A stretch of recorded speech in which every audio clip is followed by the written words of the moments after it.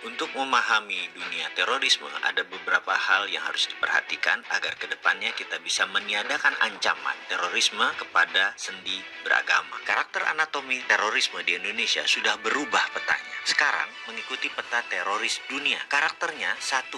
Unpredictable, 2. Unstoppable, 3. Deadly, dan 4. Menarget soft target. Dulu yang ditarget adalah hard target. Apa itu hard target? Markas polisi, gedung-gedung pemilik dubes asing, kantor-kantor usaha milik asing. Namun sekarang publik dimanapun, di pasar, di jalanan, tempat ibadah, tempat-tempat yang tidak dijaga oleh pihak keamanan bisa diserang. Inilah brutalnya mereka saat ini. Satu lagi, terorisme di Indonesia sudah masuk teror generasi keempat. Teror generasi keempat adalah state sponsor terrorism yang terkoneksi dengan dunia luar dan menggunakan IT. Pastinya bukan hanya dunia luar, tapi negara tertentu menarget Indonesia. Generasi 1, 2, 3 nanti dijelaskan di chapter yang lain, di video yang lain. Mau bukti? Kita bahas apa yang tetangga kita hadapi. Filipina di tahun lalu. Fakta lapangan mengenai Maute dan Abu Sayyaf. Keduanya sebenarnya tidak pernah perang kota atau urban war. Selalu menggunakan gerilya taktik dan menggunakan jungle war. Dalam sejarah 30 tahun rebelnya mereka itu.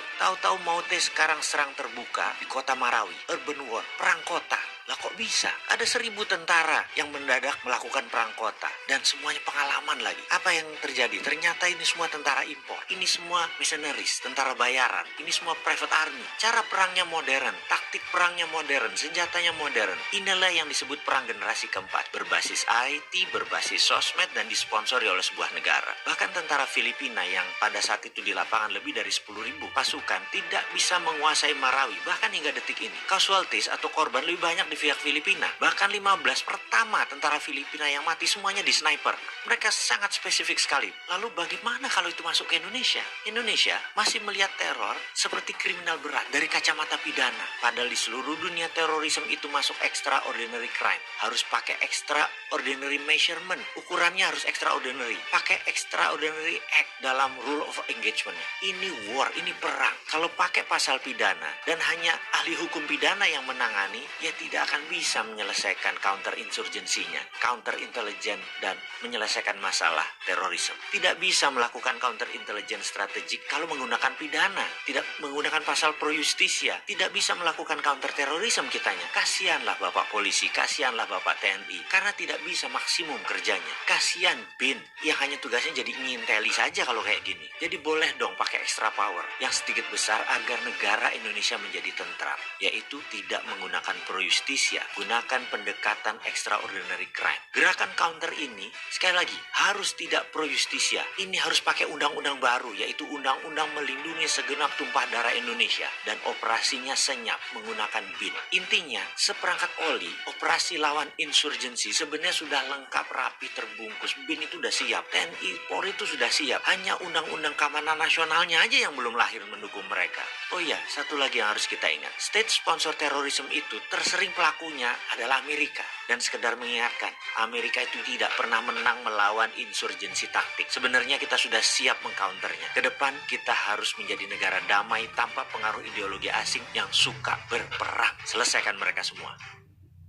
Mas Bowie katanya pernah mewawancarai 400 teroris. Sebutin 5 tersangka teroris yang susah ketebak gitu. Jadi dari 2009 sampai 2013 saya memang aktif sekali di dalam membantu negara karena saya merasa terorisme itu adalah act of war, atau terorisme itu adalah tindakan perang yang terkecil.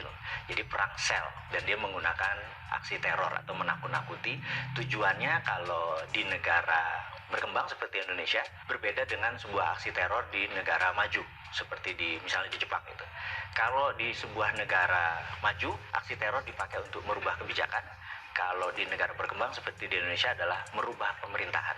Jadi saya pikir ujung-ujungnya pasti memecah NKRI, dan darah merah kita langsung keluar kalau teroris ini arahnya merubah NKRI gitu ya. Know-how saya adalah bagaimana mengetahui pola pikir mereka kemana patternnya. Saya interview biasa, mereka bahkan tidak menyadari bahwa itu adalah bagian dari interview.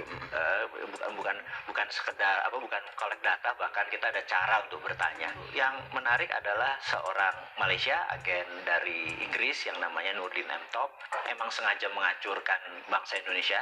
Jadi by all means Malaysia ini memang sedikit nakal. Kita disusupi dengan Nurdin Emtop, dan dia punya kemampuan linguistik pattern yang sangat luar biasa. Beberapa kali dokumen saya menyaksikan dia dalam kurang dari 5 menit bisa membuat orang teriak Toto Allahu Akbar dan berani jihad. Bener-bener cara pengerubah itunya, dan itu menggunakan dengan waking hypnosis, alias dia tidak memakai orang yang tutup mata tidur gitu ya, seperti yang di komersial itu. Dia Nggak kayak uya-uya ya.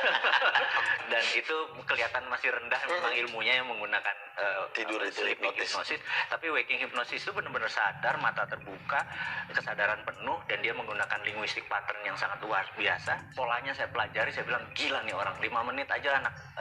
Waktu itu saya lihat ada videonya di Cirebon, 2 anak, cewek 1, cowok 1 dipanggil ngomong tentang jihad, Toto Allahu Akbar, dan bersiap mati untuk doktrin yang ditaruh oleh Nurdin Emtop. Saya bilang gila nih kalau didiemin gitu ya. Nah, tapi ya bersyukurnya bahwa dia udah selesai, chapter itu udah selesai, dan selama 5 tahun itu pengalaman menarik buat saya, berkontribusi sedikit. Bukan saya adalah bagian dari lembaga tertentu, tapi ini adalah berkontribusi sedikit bagaimana supaya terorisme yang mengatasnamakan agama, yang mau mecah belah NKRI sekarang bisa dikatakan sudah selesai. Tapi yang jelas yang menjadi pahlawan menurut saya adalah Pak Tito Karnavian, orang-orang yang di dunia kepolisian saat ini, yang dialah actionnya ya. Kalau saya kan cuma polanya atau patternnya atau mindsetnya saja yang saya pelajari. Mudah-mudahan menjawab apa sedikit. Yes, aduh, saya nanya saya yang merinding.